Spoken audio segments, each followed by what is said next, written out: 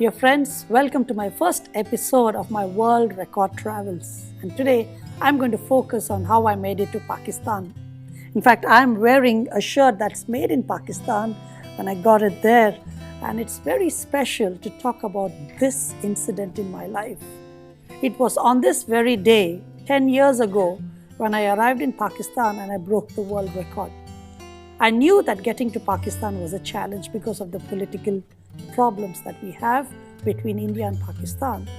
But I did not know that it will be such an impossible task. I took a flight and went to Delhi and went to the Pakistan High Commission, and I told them I've traveled to almost every country in the world and Pakistan is the last country. Can you please help me get a visa? They said there's only two ways you can get your visa. One, if you have a blood relative in Pakistan, or if the government invites you. Now, I'm a Pakka South Indian. I have no Pakistani blood or relative in my family. And I have no idea how to get an invitation from the government of Pakistan because I have no links.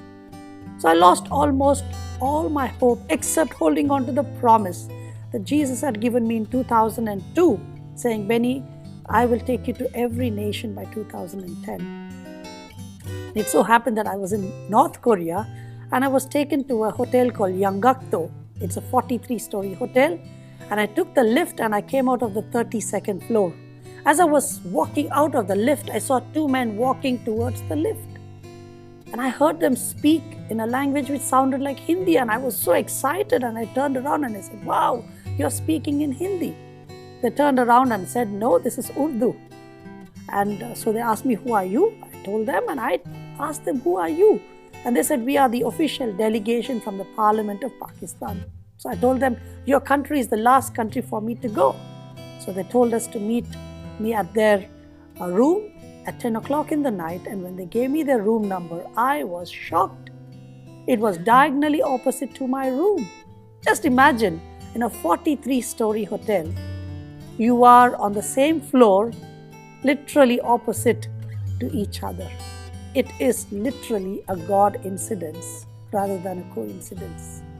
So at 10 o'clock in the night, I took my guitar, went into their room and started to play my favorite song, My Jesus, My Savior, Lord, There Is None Like You. After I finished performing on that, we had a chat, and I was surprised that the man sitting opposite to me was Mr. Nisar Ahmad Kuro, who was the speaker of the Sindh province over there in Pakistan. He was very gentle and kind, and he said, don't worry about the visa, I will help you get it. I was so excited. Well, we parted our ways. I came back to India and I started to apply once again for Pakistan visa. This time I had a connection. So I went to Delhi. I was so sure of getting my visa because this man had assured, and he had also informed the embassy. I asked my friend Titus Koshi that can I stay in your house for 2 days and I'll get my visa and I'm off to Pakistan. He was very gracious. His family were very kind to me. And 2 days went on for 19 days. Every single day I was hoping for the visa to come through. In fact, I remember making 334 phone calls in 4 days, and every single phone call was rejected from the Ministry of External Affairs in Islamabad. I lost all my hope. So I told Titus, I don't think this is going to work. So I came back to Bangalore. I'm reaching at the threshold of finishing 2010. I have the promise, but in terms of reality, I don't see any hope at all. I still remember getting a phone call on the 19th of November at 2:53 p.m. And it was the ambassador of Pakistan from New Delhi who called up and said, I just got a phone call from Mr. Nisar Ahmad Kuro. Can you come to the embassy and we will issue the visa on Monday?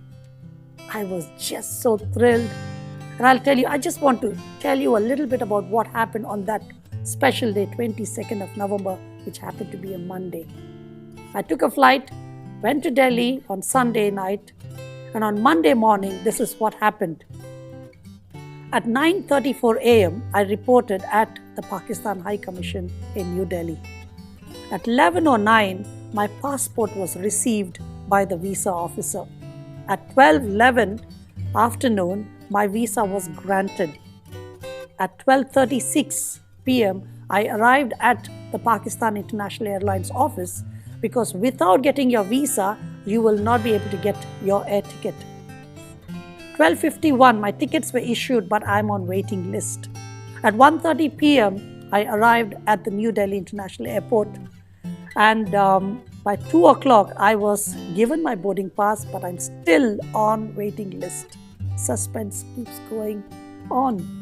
At 2:20, I'm cleared from waiting list, and at 2:45, I boarded the plane, and at 5:55 p.m., I arrived in Karachi, Pakistan, and I broke the world record and became the fastest man to travel to every country in the shortest time.